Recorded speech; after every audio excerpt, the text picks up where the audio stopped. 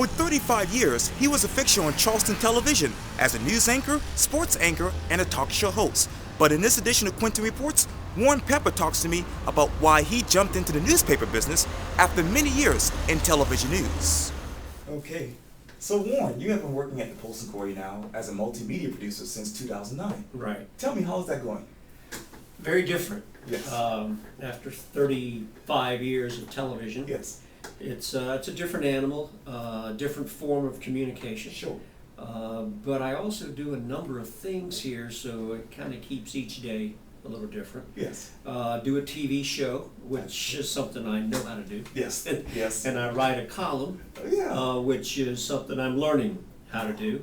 And then I do a lot of public appearances, a lot of public speaking, and also some videos on the website. Yes. So there's kind of, as they say, I have a lot of plates that I'm spinning. You are. Yeah. Well, listen, you worked in the television news business, as you mentioned, for 35 years. Yeah. Why did you jump into the newspaper business? Well, you jump where you got a place to jump. Sure. And I had reached a point where the TV side of things wasn't available to me anymore. The people at the Post and Courier called me after I had lost a job and said, "We don't know what we want you to do, but we know that we want you." And at that point, I was very happy to be wanted. Yes. And it's really just worked out in so many ways. I don't even know if I can explain it to you. The business of information is changing so rapidly. Yeah. Facebook, Twitter. Yeah, and all those social media things, and the real-time essence of news and information is not necessarily best delivered or needed at 6 and 11 anymore. Yes. It's there when you want it, as you want it, and as you need it, and as you consume it throughout the day. Sure. So it's the world that is continuing to evolve around us, and the old standard ways of receiving and delivering news day to day Yes. are slowly kind of things in the past. Yeah, absolutely. Well, listen, you worked at WCSC TV for 31 years. Mm-hmm. You served as a news anchor, a sports anchor, and a Yeah. talk show host. Yeah, And I understand that you got a job there the day after you graduated from college. I did. Tell me about that. The job was really as a photographer / reporter. Wow. And one news director in one station talked to another station, news director at another station, Wow. and they said, "We got this guy Pepper. He's been interning over here. He might be somebody you want to take a look at." Sure. And I went to work the next morning, graduated, Gilliard Auditorium. Yes. Was president of the class, gave a speech there during graduation, Wow. and the next morning I'm reporting to Channel 5. And I really, to tell you the truth, Quintin, I tried not to screw up for the first 6 months. Yes. Yes. As I tried to learn every day something new, something that I could kind of continue to maintain and learn my craft. But I just tried not to screw up for 6 months while I learned how to do it. That is awesome. Yeah. Well, listen, I understand that you also were a point guard at Baptist College, now Charleston Southern University. That's a fact. I was a pretty good high school player at North Charleston High School. Yes. Got a college scholarship at was then Baptist College, now Charleston Southern. Yes. I was Where did your I was passion for pretty sports come good. from? I just loved to compete. Yeah. And kind of grew up around the Park Circle area in Yes. North Charleston and played a lot of playground sports as a youth in that area. But basketball was something I really loved to do. I'd dribble that ball up to Park Circle, play all day, and then dribble home. And people used to say, "We know you were coming. Do you hear Yes. the thump, thump, thump, thump?" But I just loved sports. And I didn't, when I got into broadcasting, Yes. know for sure that sports would be where I'd end up, Right. because I felt like it might be time to put away the games and become a responsible, mature adult. Sure. Sure. 3 years after kind of doing news reporting and stuff, I got an opportunity to start filling in sports. And the more and more I did that, the more I felt like it appealed to my personality and my understanding of games and stuff too. And it led to a long career in doing the sports on the early and late newscasts. Matter of fact, you traveled around the world. I did have a great opportunity to see and witness some just terrific events, whether it was Super Bowls or Final Fours or the Masters or all those various things, doing live broadcasting, live reports from the scene. Now, at the times, sometimes we did it, I think, because the technology allowed you to do it, not because you needed to be there, but there is something that is gained by, you're validated sometimes by where you're reporting from. You might not always say it the best, but because you're there, people think you know more. but those were great experiences and gave me a chance to see other parts of the country and the world. You were also known for that trademark, "Get out of here." Yeah. Where did that come from? It started, it's funny, this was in a day before there were really 24-hour news cycles, and ESPN was just starting to kind of make a presence. CNN was just there. We're talking mid-'80s. Yes. And we did baseball highlights in the sportscast every night, and I was looking for some kind of something that would kind of set me apart from the rest of the landscape out there. Right. And I just kind of came up with it one night. I think the first night I did it too many times. Wow. Because I remember walking off the set saying, I don't know if that's going to work or not. But it really did kind of catch on and became its own little signature phrase, so much so that I'd go to events and people, the first thing they'd say, "Hey, Pepper." I said, "Yeah, get out of here." Yeah. So that became a kind of a signature kind of calling card, if you will. And I still have people today who will yell to me across the street. Maybe they just want me to leave. Yeah. But I think it's funny how some of that stuff still kind of just hangs in there. Yeah, after all those years. Mm-hmm. You are also well known for hosting your weekly, actually it was a weeknight talk show called Talk Back. Yeah, How did that originate? That came about after Hugo. Oh, I went on the air during days after Hugo, not doing any sports because games and scores didn't really matter at that time. We were all trying to find out where to get water and how to get our electricity back on. Sure. And some consultants later, after all that died down, came back and told management that you need to use your sports guy more.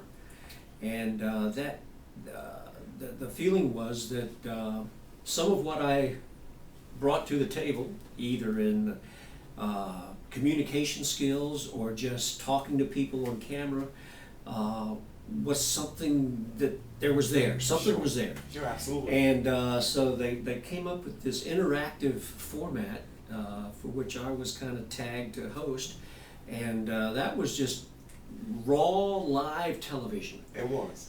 With people calling in day to day on different topics. We'd have an open line on a Friday just to kind of interact with the people. And I did that from like 91 when it first started, 1991, just a couple of years after Hugo, and had some phenomenal moments. I had a lady just yesterday come up to tell me that I had helped her make it through the night.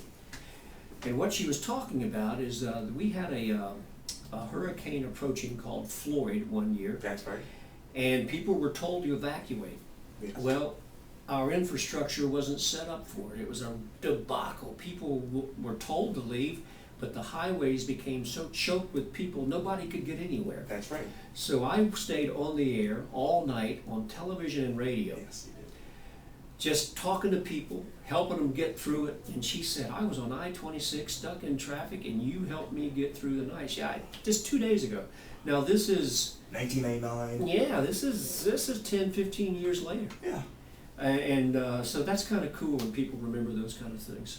What has been your most memorable talkback guest during that entire time? I'm told that the highest rated one we ever had was a wrestler named Ric Flair. Well, you know Rick. And he kind of loves the camera a little bit, and he came to town, and we had a phenomenal time together. So that was probably one of the more memorable ones, just because it was so wide open, and you weren't really sure what he was going to say or what the caller might say either. Yes, that's Some of the more anxious moments came on a Friday when we would just open it up. Right, yeah. And people would call in and you just kind of took their calls, you reacted to them, and And you handled it well. It was seat of the pants broadcasting, but it was good. I loved it. I liked the energy of it. I liked the unpredictability of it, and it was kind of cool how that all unfolded. Well, in your latter years at WCSC, that is, you also became a news anchor. I did. I anchored news and sports for about 3 years there. Because I remember in 1997, when I was working there as an intern, you declined to become a co-anchor for the 5 o'clock news. Yeah, I wasn't sure where I ought to go and what I ought to do. That I was afraid if I went more towards the news, I would end up kind of compromising or diminishing my importance in sports. So I really wasn't sure what the right thing to do was, and at that point I just respectfully declined and said I'd like to keep doing what I'm doing and do a better job at that if I can. And then the opportunity came about again some years later, and I felt at that time that, well, maybe I need to take a closer look at this, so I told him I'd try it. And I did it for a period of time where... And you were successful too. Well, thanks. But I don't know. It's a crazy business. Sometimes stuff works out, sometimes it doesn't. Well, listen, you also had a chance to become a sideline reporter for many college football games. I did that. What was your experience like with that? That was very interesting. I did a lot of Southeastern Conference sideline football, and I'd leave Charleston on a Friday, travel to Mississippi or Florida or even Columbia, South Carolina. South Carolina Gamecocks were playing, and I'd be that guy on the sidelines that'd come to for you get your best 8-9 seconds worth of information in, and you get back in, you get out, and then you host a halftime show. And that's really primarily just a case for the guys up in the booth to go to the bathroom. That's really why you're there, just to give them a little break. Bathroom break. Yeah, exactly. So, but it's great. It was tremendous to work with such professionals. That all you had to really concentrate on and think of was talking when it was your time to talk, and also to get in and get out and not get in the way. You want to be able to add information, but not to the point where it was starting to fight what the actual game was about. So you tried to come up with different and interesting stories that you would learn. I'd always meet with the trainers before the game. Talk to some of you talk to the coaches. The coaches aren't going to give you but so much. You usually get more by if you're talking to the trainers or the equipment manager or some of those kind of people. You find out more about what really is going on with that team. I'm down in Mississippi one year, Mississippi against Mississippi State. Now this isn't like Clemson, Carolina in our state. These are 2 in-state rivals. And I'm talking to one head coach in the end zone before the game starts, and a fight breaks out on the field before the game's even started. Oh my goodness. And one kid I see behind me is a recruit who's there for a visit, and he starts fighting. He's in street clothes, fighting these guys with helmets and shoulder pads on.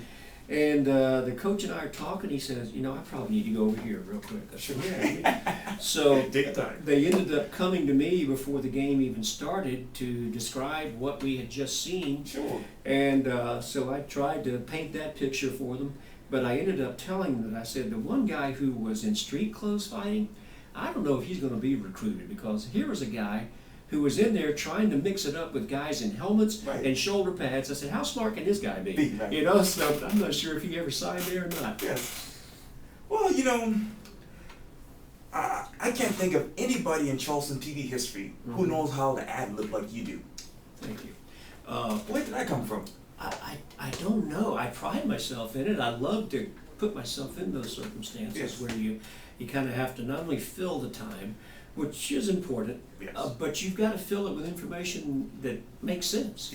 And to have somebody sometimes talking into your ear with information about time to go to a break, cue the next commercial, the next call's not ready, that next video didn't come up.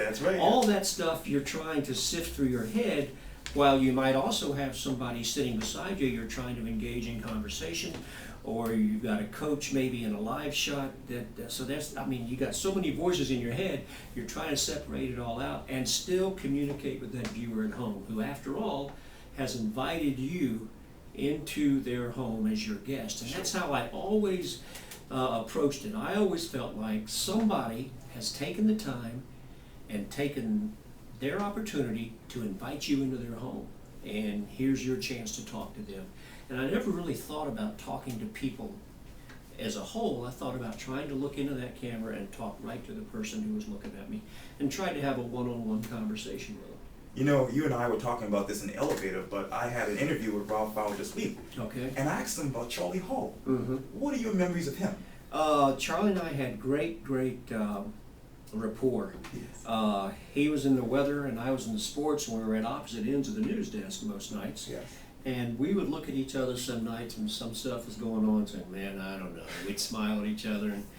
And he and I talked a long, long time about staying somewhere Yes. for a length of time. And he came up to me one time after he'd been ill for a while and had been out of work and at home, and he said, you got to stay? And I said, yeah. He said, he walked into my office and he said, I need to tell you something. He said, I don't really like sports that much, but I like you doing sports. He says, you make it fun, you make it interesting, and I just wanted to tell you that. Well, I said, well, as far as I was concerned then, I could just go ahead and hang it up. Right. I mean, when the man's told me that I'm doing okay, I felt like that was a pretty good endorsement. Yes. So Yeah. Charlie and I always respected his professionalism, and there are still people here today who will tell you, as they watched in 1989 as Hugo was approaching, Right.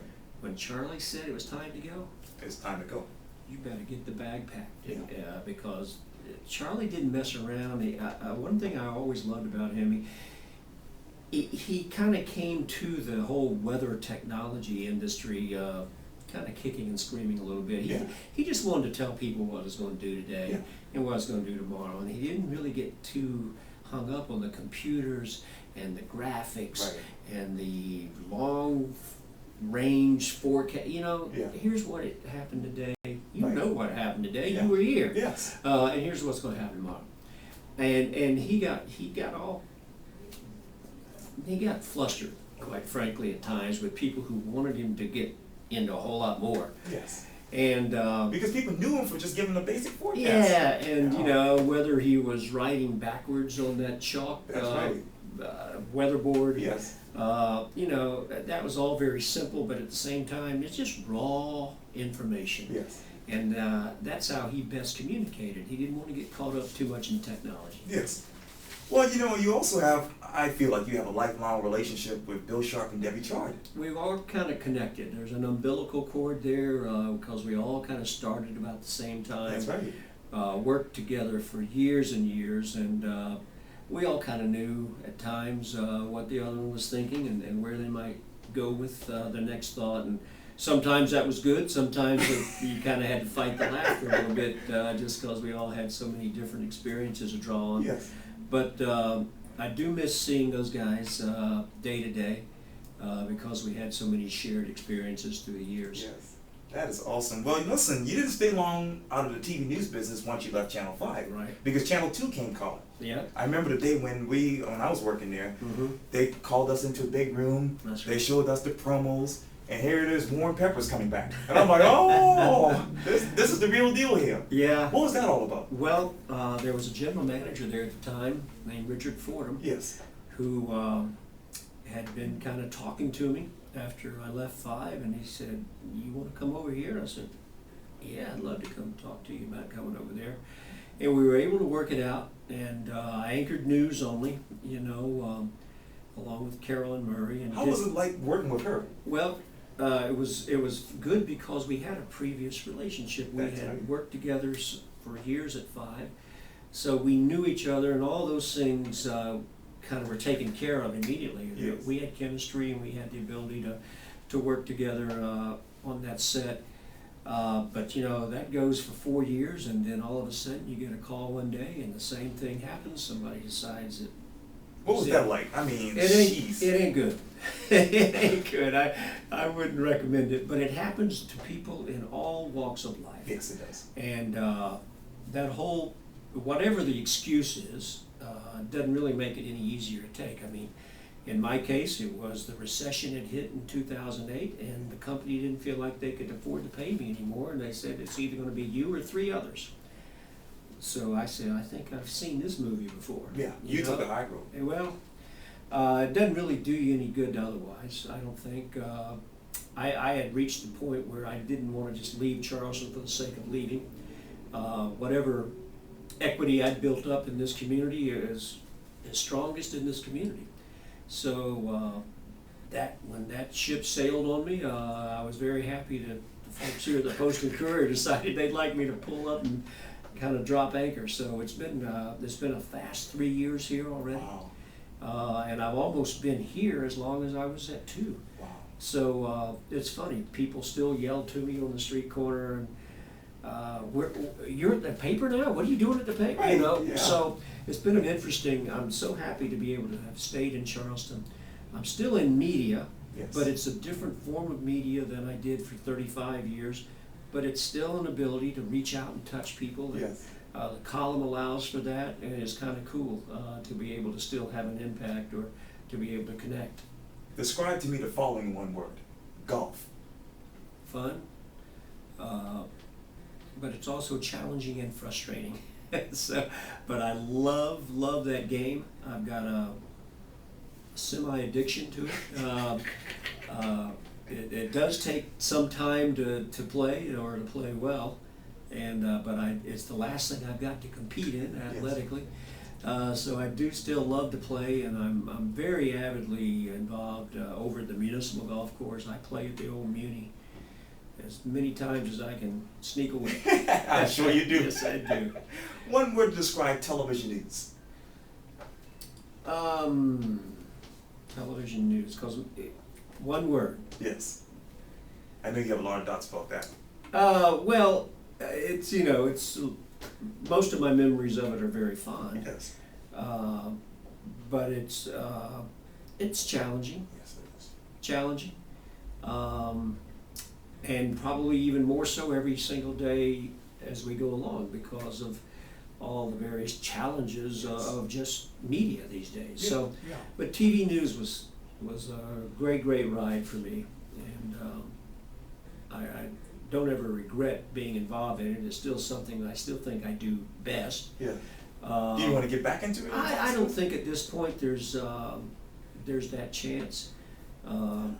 But you never say never. But I mean, at this point, I'm an aging, balding, white old man. You know. You think so? You try to stay current. You try to stay connected and all those things. Yes. But I mean, you got to be the reality of it. And that game's probably for younger people anymore. Yeah.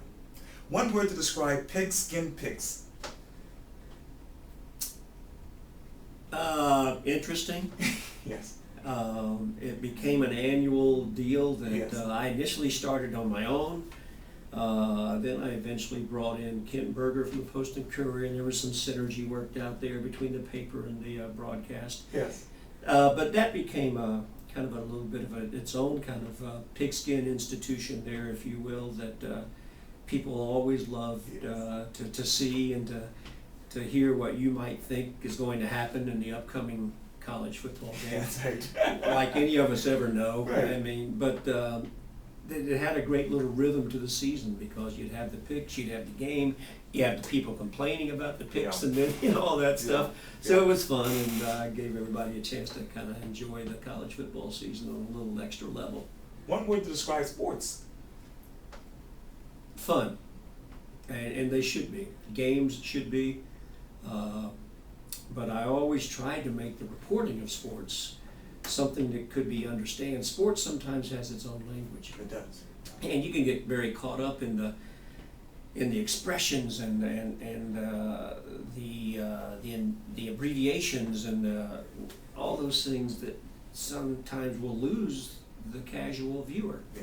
Yeah. I used to get more satisfaction out of a white-haired old lady who would come up to me in Walmart and said, "Man, I like the way you told us about that game last night." You know, she doesn't have any real interest in it, but I was able to say or do something that made her enjoy it. Your uniqueness. Well, I appreciate that, Quintin. No problem.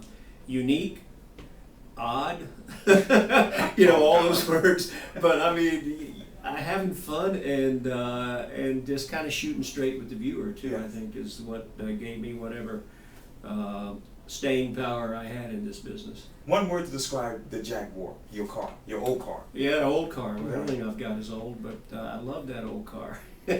Sometimes it spent more time on the back of of a U-Hauler or it needed repairs more times, and it spent a lot of time on the back of a tow truck. Wow. But anyway, I love the way that car looked. Yes. I've had a couple of them through the years, Oh, yes. but temperamental is what Jag is, and was, and will forever be. Yes. One word to describe Warren Pepper. I'll give you three. Sure, It's please. kind of a phrase. Still at it. I'm still plugging, and you know, life comes at you sometimes with curveballs. And I always felt like the only way to adjust to a curveball is that once you get knocked down, you get back up Dust yourself off. and get back at it. There you go. So that's all I've ever tried to do, and that's no great life lesson, but it is a lesson I think we all deal with Oh yes. in various ways. Yes. And there are people who have lost jobs at the paper mill and the Navy Yard. And I'm sure those times when they came home that evening and had to tell their family we're not really sure what's going to happen next, that was no different from me, and I was no different than all of them. So it's kind of part of who I was. It was played out a little more publicly maybe than other people who lose their jobs. But doggone it, I've lost two, and then I'm still plugging. You are. You know? Yes, indeed. Yeah. 20 years from now, what do we expect Warren Pepper to be doing? Well, 20 years from now, I'll be 80. Oh, God. I don't think they'll want me. I don't We can go do Weber. I don't think they want me to do any more. I don't know. 80, when I'm 80, I hope there's somebody who cares what I'm doing. Sure. Yeah. But I don't think I'll still be working as hard as I'm working now. Yeah. And maybe, but my wife would tell you, I don't think you'd be playing any more golf than you're already playing now. So I don't know. I'll be enjoying great-grandchildren probably by then. Yeah. Maybe, I don't know. Certainly grandchildren and such. But yeah, I hope that's a question I've got to really concern myself with in 20 years. That'd be Yes. great to still. I intend to be around.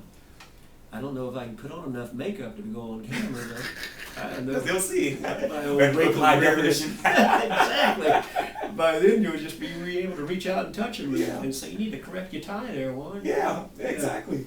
But gosh, 20 years from now, that's kind of scary. Where are you going to be in 20 years? I've been thinking about it myself. I mean, I would like to be moving to Washington, D.C. I would like to work there and Okay. continue to do TV news. You may own the station by then. I don't know about you, Quintin. I have to see what God says. Okay. Yeah, see what He says. Yeah, but yeah, I'll see what happens. Good. Warren Pepper, was so good talking to you. Yes, Always sir. Good to see you. Thank you, sir.